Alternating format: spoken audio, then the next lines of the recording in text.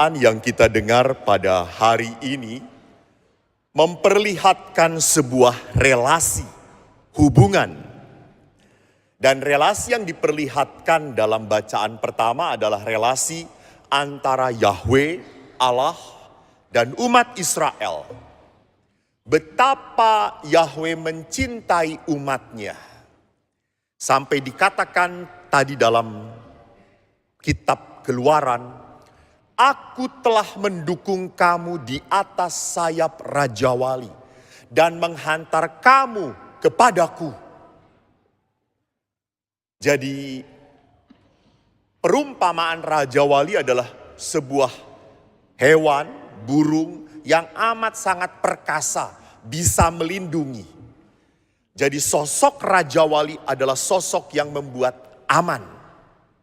Dan Allah memberikan keamanan kepada umat Israel. Dalam bacaan kedua surat Rasul Paulus kepada jemaat di Roma dikatakan, Yesus telah mati untukmu walaupun kamu masih dalam keadaan berdosa. Jadi menarik sekali bahwa Yesus itu menyelamatkan kamu bukan karena kamu sudah baik, tidak. Bukan karena kamu layak diselamatkan, tidak. Walaupun kamu berdosa, Allah menyelamatkan engkau. Allah mencintai engkau. Bagus, ada sebuah pepatah yang bagus sekali. Allah itu mencintai sebelum kita berdosa, saat kita berdosa, dan setelah kita berdosa. Cinta Allah itu sama. Hebat banget. Maka di dalam bacaan Injil pun kita mendengarkan sebuah relasi.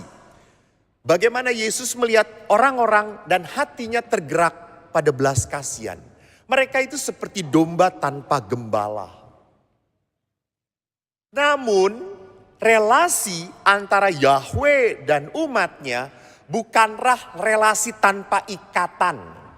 Atau sekarang sedang populer HTS. Hubungan tanpa status.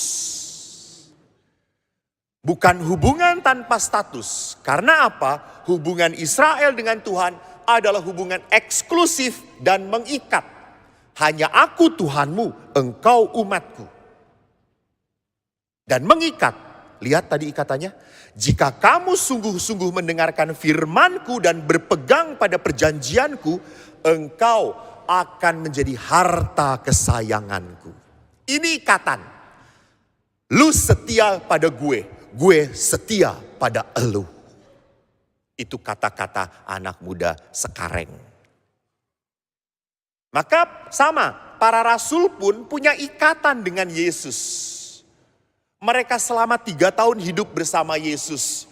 Melihat karya Yesus, mendengarkan ajaran Yesus, berdoa bersama Yesus. Bahkan menyaksikan kisah tragis dalam hidup Yesus.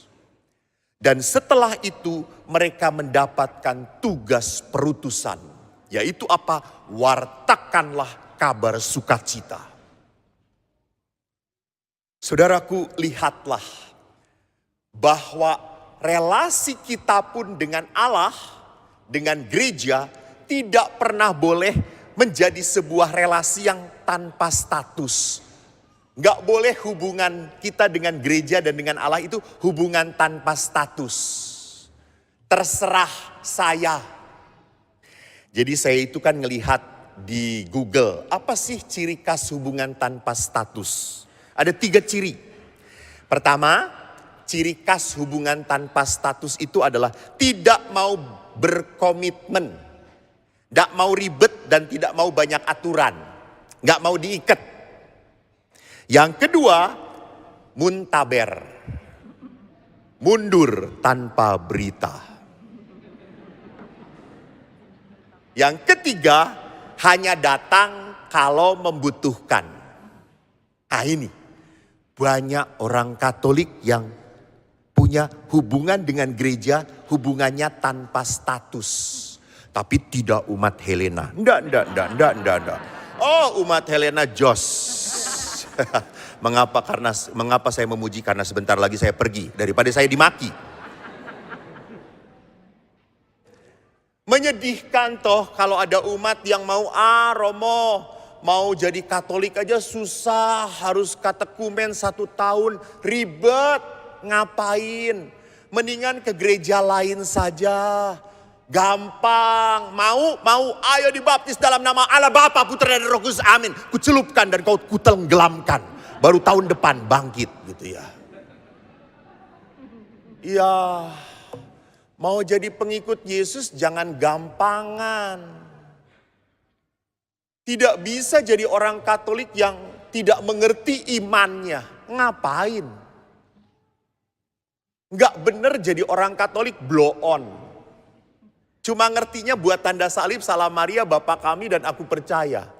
Dia lupa bahwa nanti masuk gereja, mau masuk surga, nggak akan ditanya, lu doa aku percaya. Santo Petrus juga belum tentu tahu doa aku percaya. Jadi Bapak Ibu yang terkasih, kalau gereja Katolik itu ribet, memang. Betul. Banyak aturan, memang. Kenapa? Karena kita mau benar dan baik. Bukan ngaco, bukan seenaknya. Asal saya suka dan mau cukup. Enggak cukup, harus ada komitmen. Ada orang yang mau memberkati rumah. Romo ribet, banyak aturan, harus lapor ke ketua lingkungan. Lalu setelah itu mengajukan. Ngapain sih? Saya ke gereja lain, datangkan penatua jemaatnya. Tolong berkati, siap. Sekarang juga, lihat Jos, itu namanya pelayanan prima. Hei kampret, kata saya. Pemberkatan rumah itu bukan hanya pemberkatan rumah. Kamu dijadikan warga lingkungan, umat lingkungan harus hadir. Supaya kamu hidup di dalam lingkungan. Bukan memberkati gedungnya, gedung tidak perlu diberkati. Banyak setannya, setan tuh kamu. Bukan gedungnya, kata saya. Jadi apa yang saya mau katakan, kita harus sadar kenapa gereja punya kebijaksanaan yang seperti itu. Karena gereja tidak mau satu domba pun tidak dipelihara imannya di dalam gereja. Jadi kalau mau menikah di gereja Katolik itu susah, memang nggak mudah. Kenapa kok susah? Karena kamu harus bertahan sampai mati. Maka harus dipersiapkan betul-betul. Menjadi pastor pun nggak mudah. 10 tahun. Masih bodoh seperti ini. Yang kedua, ciri khas hubungan tanpa status adalah apa? Mundur tanpa berita, muntaber. Banyak orang-orang itu sudah lama tidak ke gereja. Saya itu 3 tahun kan di sini. Tahun pertama sebelum pandemi, itu saya melihat itu ada. Pada saat pandemi nggak ada ya nggak apa-apa, karena kan gereja ditutup. Setelah dibuka kembali nggak datang-datang. Lalu saya tanya, ketemu kebetulan. Saya tanya, masih Katolik kah? Masih Romo? Loh, kok nggak ke gereja? Libur dulu Romo. Ya Allah, ke gereja ada cuti saudara-saudara. Jadi silahkan Anda setahun sekali boleh cuti. Macam apa?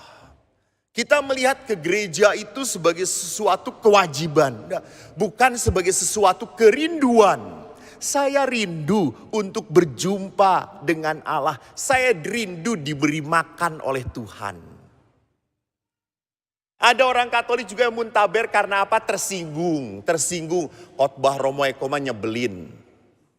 Saya nggak akan ke gereja sebelum Romo Eko pergi dari gereja ini. Kamu ke gereja bertemu Allah, bukan ketemu romonya. Jadi tersinggung seperti apapun dengan para pelayan yang lain, dengan imamnya, tetap bertahanlah dalam imanmu. Karena yang menyelamatkan itu bukan kau suka dengan imamnya, dengan pasturnya atau bukan. Yang menyelamatkan itu adalah kesetiaanmu sebagai anak Tuhan. Yang terakhir adalah kita hanya datang ke gereja kalau kita membutuhkan. Kalau kita mau diberkati rumahnya, baru mulai aktif. Kalau mau menikahkan anak, baru mulai nongol. Kalau mau meninggal, bawa peti mati ke gereja. Saudaraku, ingat ayat terakhir dalam bacaan Injil bagus. Kamu telah memperolehnya dengan cuma-cuma. Karena itu berikanlah pula dengan cuma-cuma. Memperoleh, berikan. Dengan cuma-cuma, dengan cuma-cuma. Kalau kita memperoleh berkat dari Tuhan dan kita tidak pernah memberikan apapun kepada sesama kita sebagai persembahan kepada Tuhan, maka hidup kita percuma ada di dunia ini.